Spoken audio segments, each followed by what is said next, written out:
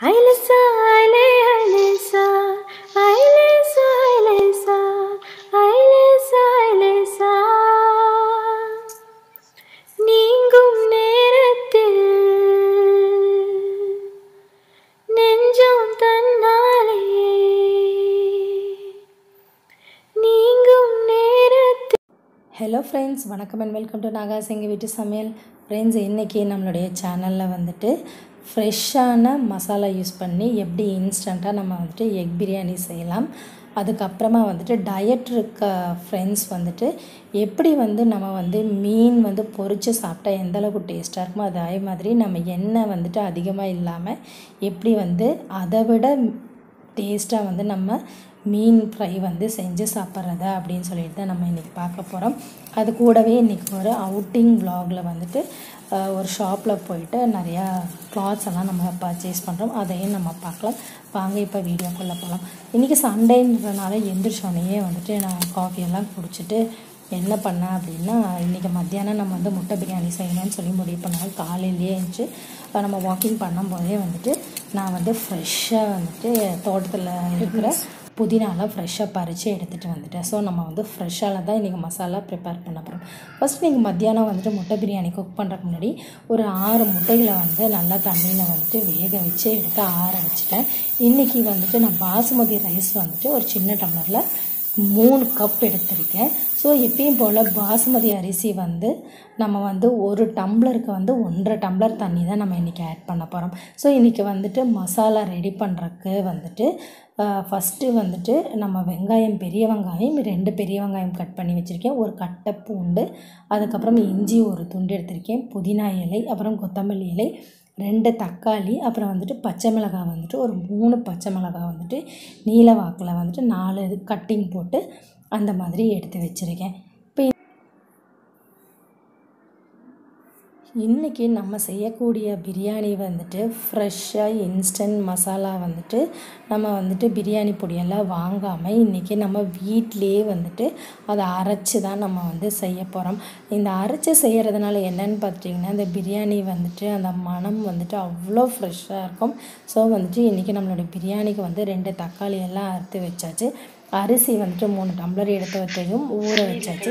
இன்னொன்று இன்றைக்கி வந்துட்டு நம்ம லாஸ்ட்டாக வந்து பிரியாணிக்கு எண்ணெயில் வந்துட்டு ஃப்ரை பண்ணி வெங்காயம் போடணும். அதுக்கு வெங்காயம், ஒரு வெங்காயத்தை நீல வாக்கில் நறுக்கியிருக்கேன். இன்றைக்கி ஜீரகம், மிளகு, வரமல்லி, பட்டை, சோம்பு, அதுக்கப்புறம் அன்னாசி பூ வந்து என்கிட்ட உடஞ்சி தான் இருக்குது. ஸோ நான் அதையும் எடுத்துக்கிட்டேன். அப்புறம் வந்து பட்டையிலை 1, அதுக்கப்புறம் கிராம்பு ஒரு 6, ஏலக்காய் 1, 7 எடுத்து வச்சுருக்கேன். ஸோ இன்றைக்கி இது எல்லாமே எடுத்து வச்சாச்சு. இப்போ அதை எல்லாத்தையுமே வந்து ஒவ்வொன்றா நம்ம மிக்சியில் வந்துட்டு போட்டுட்டு மொத்தமாக போட்டு ஃபஸ்ட்டு நம்ம அரைச்சிக்கலாம்.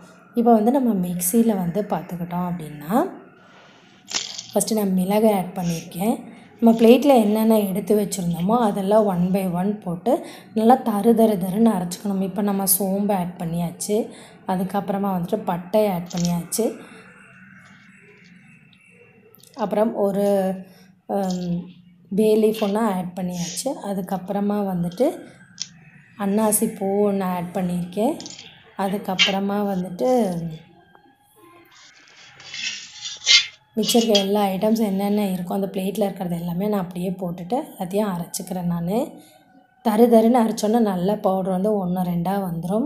ரொம்ப நைஸாக இருக்கணும்னு அவசியம், அப்போ தான் வந்து அந்த டேஸ்ட் வந்து நமக்கு நல்லாயிருக்கும். கூடவே வந்துட்டு நான் இன்றைக்கி வந்து ஒரு கட்டை பூண்டு எடுத்து வச்சுருந்தேன், பெரிய கட்டை பூண்டு, அதை வந்து உரிச்சு வச்சுருந்தேன், அதையும் ஆட் பண்ணியாச்சு, இஞ்சியும் ஆட் பண்ணியாச்சு. இன்றைக்கி வந்து பார்த்துக்கிட்டிங்கன்னா நம்மளுடைய பிரியாணி வந்து ஓவர் ஸ்பைஸியும் இருக்காது, நார்மலாக வந்து தான் இருக்கும். அவ்வளோ பட் வந்துட்டு அவ்வளோ டேஸ்டியாக இருக்கும் பிரியாணி.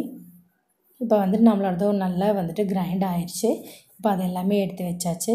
இப்போ வந்துட்டு நம்ம என்ன பண்ணலான்னா, முட்டை வந்துட்டு நம்ம வந்து ஃப்ரை பண்ணி எடுத்துக்கலாம். ஆல்ரெடி முட்டை வேக வச்சு எடுத்துருக்கோம் இல்லையா, ஒரு பேனில் ஒரு ஸ்பூன் ஆயில் ஊற்றிட்டு 1 ஸ்பூன் மஞ்சத்தூள் ஆட் பண்ணிக்கோங்க,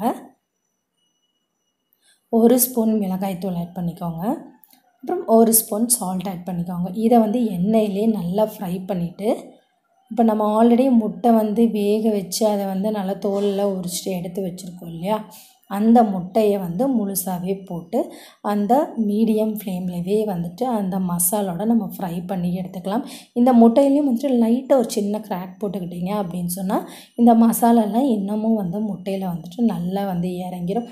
அப்போ அந்த பிரியாணி மசாலாவோட அந்த முட்டை வேகும்போது அந்த மசாலா உள்ளே நல்லா போயிட்டு அந்த குழந்தைங்கள்லாம் வந்துட்டு அந்த முட்டையை வந்து நல்லா சாப்பிட்ருவாங்க. அவ்வளோ டேஸ்டியாக இருக்கும்.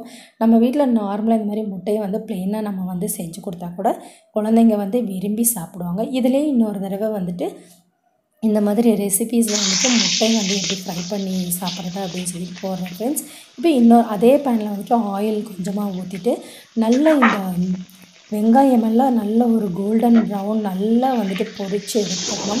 இந்த ஆனியன் வந்து எந்த அளவுக்கு நல்லா டீப் ஃப்ரை பண்ணி எடுக்கிறோமோ அந்த அளவுக்கு நம்ம பிரியாணியில் ஆட் பண்ணும்போது அது ஃபஸ்ட்டு டேஸ்ட் வந்துட்டு சூப்பராக வரும். இன்றைக்கி நம்ம குக்கர் பிரியாணி தான் பண்ண போகிறோம். அதுக்காக வந்துட்டு இன்றைக்கி நான் ஒரு 5 லிட்டர் குக்கரில் வந்துட்டு ஆயில் வந்துட்டு ஒரு 3 ஸ்பூன் பக்கம் ஊற்றிட்டு கூடவே வந்துட்டு இன்றைக்கி நான் நெய்யை வந்து ஆட் பண்ணிக்கிறேன். நெய் நமக்கு எந்த அளவுக்கு தேவையோ அந்த அளவுக்கு நீங்கள் நெய் கூட ஆட் பண்ணிக்கலாம். இன்றைக்கி நான் வந்துட்டு ஒரு 2 ஸ்பூன் நெய்யை ஆட் பண்ணிக்கிட்டேன். அதுக்கப்புறம் நம்ம எண்ணெய் நல்லா காஞ்சதுக்கப்புறமா கீறின மிளகாயை நம்ம அதில் போட்டுக்கலாம். எண்ணெயிலே வந்துட்டு அந்த மிளகாய் வந்துட்டு நல்லா ஃப்ரை ஆகட்டும்.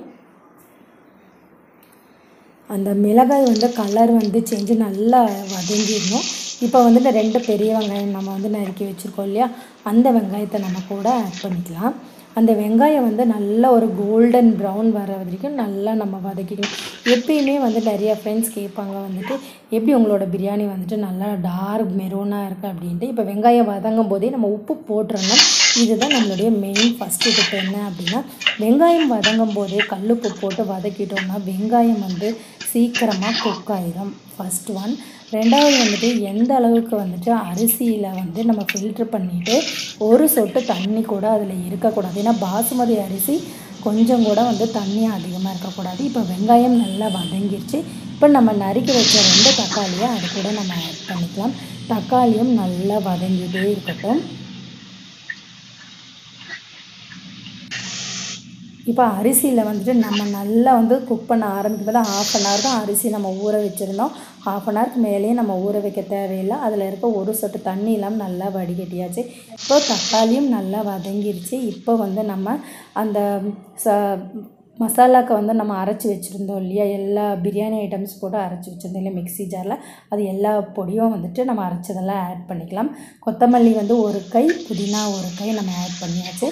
அதையும் வந்துட்டு நல்லா வதக்கிக்கலாம். நல்லா வந்துட்டு பிரியாணியை பொறுத்த வரைக்கும் நம்ம எந்த அளவுக்கு கிளற வந்துட்டு அந்த எண்ணெய் பிரிஞ்சு வரணும். அப்போ தான் வந்துட்டு நம்ம மசாலா ரெடி ஆயிடுச்சுன்னு அர்த்தம். இப்போ ஒரு கப் தயிர் ஆட் பண்ணியிருக்கேன் நான். அப்போ பிரியாணிக்கு வந்து எப்பயுமே அந்த புளிப்புத்தன்மை, அப்புறம் வந்து அந்த அரிசியில் வந்து அந்த பளபளப்பு அப்படின்னு சொல்லுவாங்க இல்லையா, பசவுன்னு சொல்லுவாங்க, அந்த அளவுக்கு அப்படியே சாஃப்டாக இருக்கணும். அது வந்துட்டு நமக்கு ரொம்ப முக்கியம்.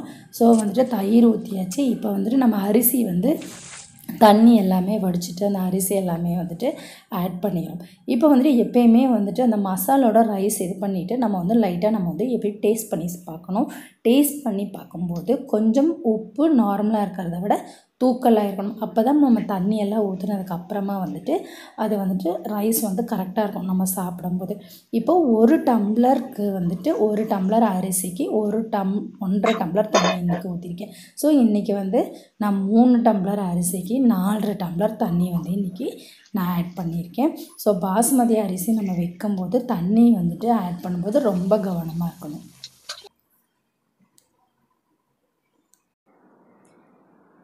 இப்போ வந்துட்டு நம்ம ஆனியன் வந்து ஆல்ரெடி ஒரு வெங்காயம் வந்து நீல வாக்கில் கட் பண்ணி வச்சுருந்தோம் இல்லையா, அதே வந்து ஃப்ரை ஆகிட்டுருக்கு நல்ல கோல்டன் ப்ரௌன் வர சமயத்தில். இப்போ நம்ம ஒரு அரை லெமன் வந்துட்டு பிரியாணியில் வந்து நம்ம புழிஞ்சு விட்டுறலாம். ஸோ வந்துட்டு அந்த புளிப்புத்தன்மை ஆல்ரெடி தயிரும் ஊற்றிருக்கோம், லெமனும் ஊற்றிருக்கோம், புளிப்பு சூப்பராக இருக்கும்.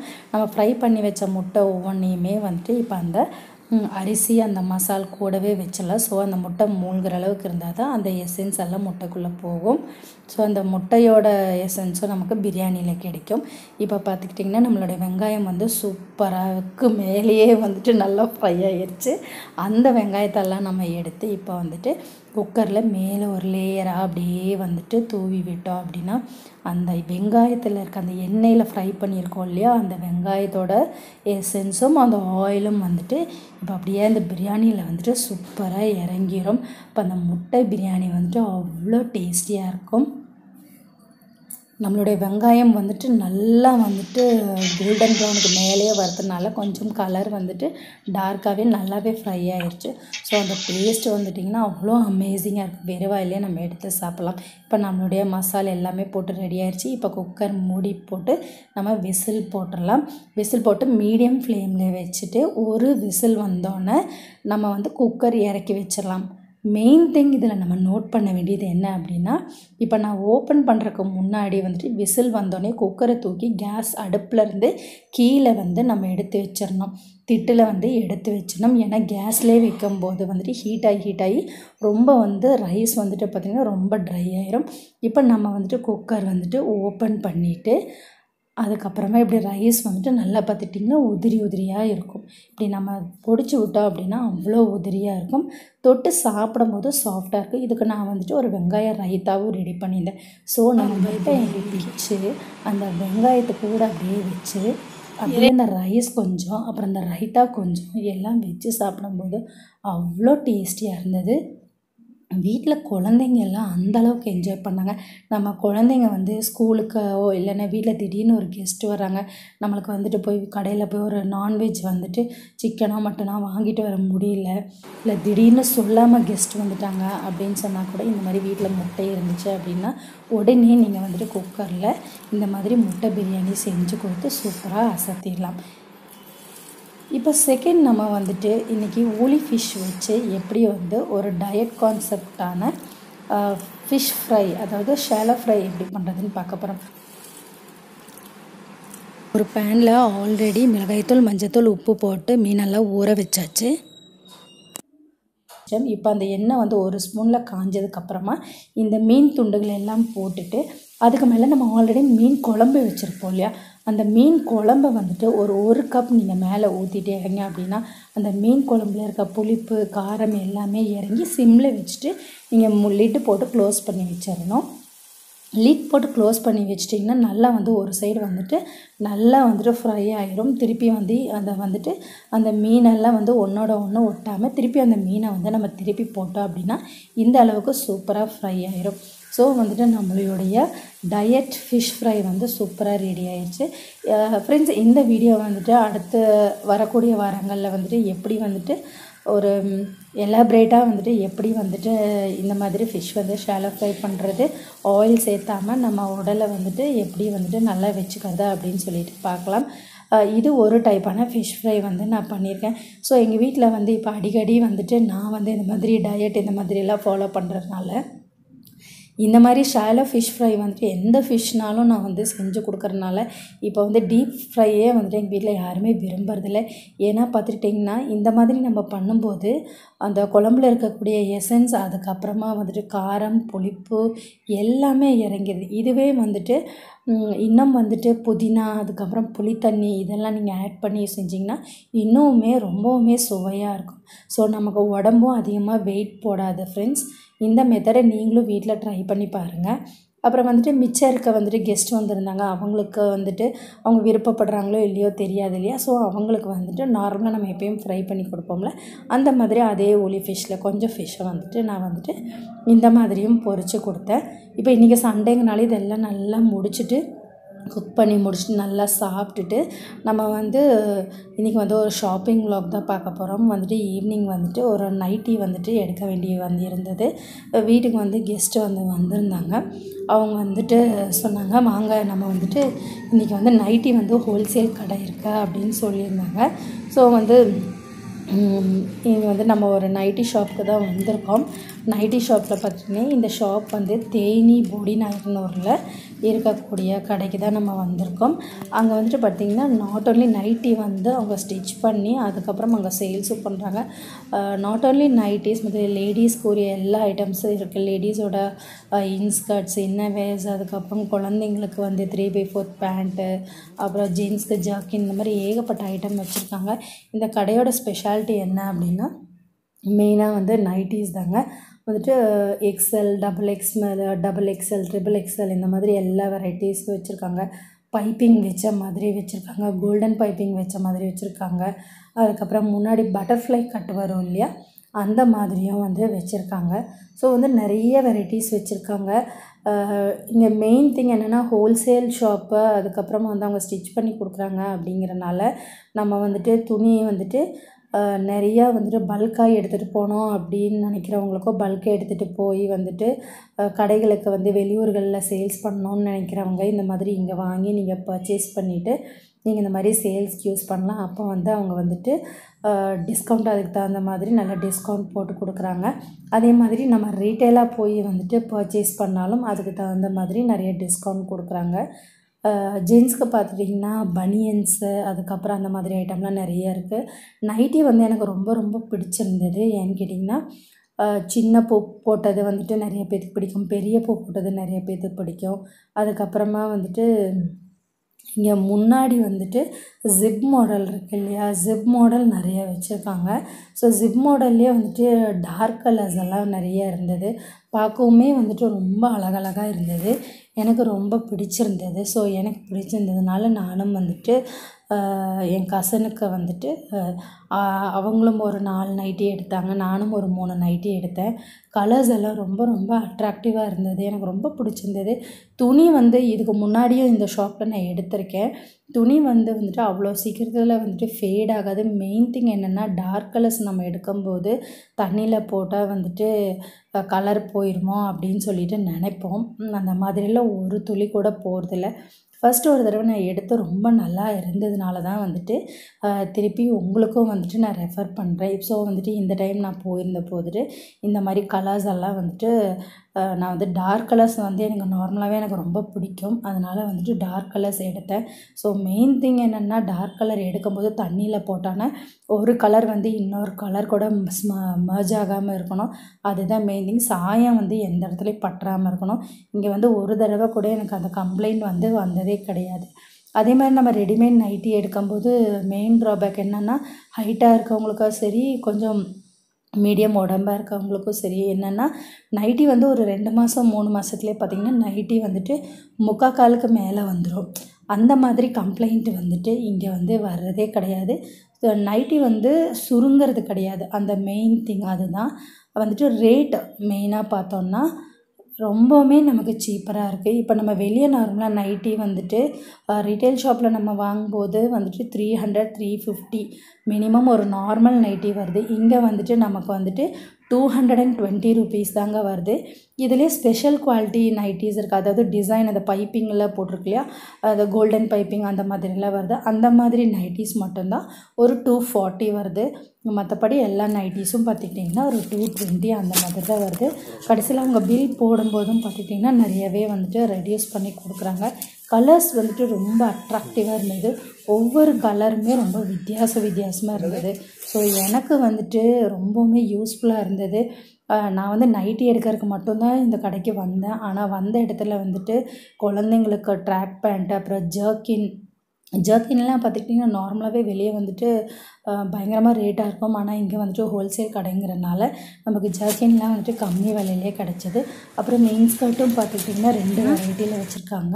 ஸோ நமக்கு வந்துட்டு பெட்டர் குவாலிட்டி எதுன்னு பார்த்துட்டு அதையும் வாங்கிக்கலாம். ஃப்ரெண்ட்ஸ், இந்த விலாக் உங்களுக்கு ரொம்பவுமே யூஸ்ஃபுல்லாக இருந்திருக்கும்னு நம்புகிறேன். இந்த வீடியோ பிடிச்சிருந்தா லைக் பண்ணுங்கள், ஷேர் பண்ணுங்கள். கூடவே பக்கத்தில் இருக்க பெல் பட்டனை ப்ரெஸ் பண்ணி சப்ஸ்கிரைப் பண்ணுங்கள். ஆளுங்கிற ஆப்ஷனையும் ப்ரெஸ் பண்ணுங்கள். அப்போ தான் நான் போடுற வீடியோஸ் எல்லாம் உங்களுக்கு உடனுக்குடன் நோட்டிஃபிகேஷனில் வந்து சேரும். தேங்க்ஸ் ஃபார் வாட்சிங் ஃப்ரெண்ட்ஸ். இது காபி கலர் ஒன்று, லைட் கலர்னா பிங்க் அந்த மாதிரி எடுத்துக்கலாம்.